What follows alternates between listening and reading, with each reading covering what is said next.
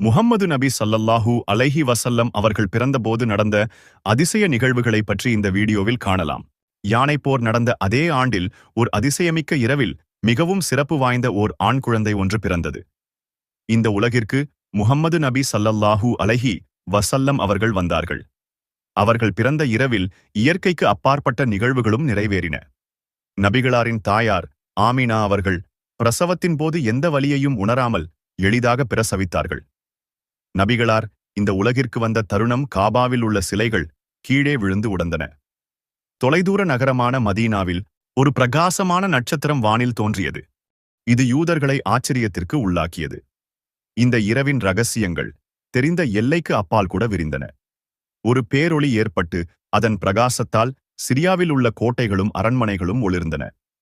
பல்லாண்டு காலமாக எரிந்து கொண்டிருந்த நெருப்புக் குண்டம் அணைந்தது. முஹம்மது நபியின் வருகையை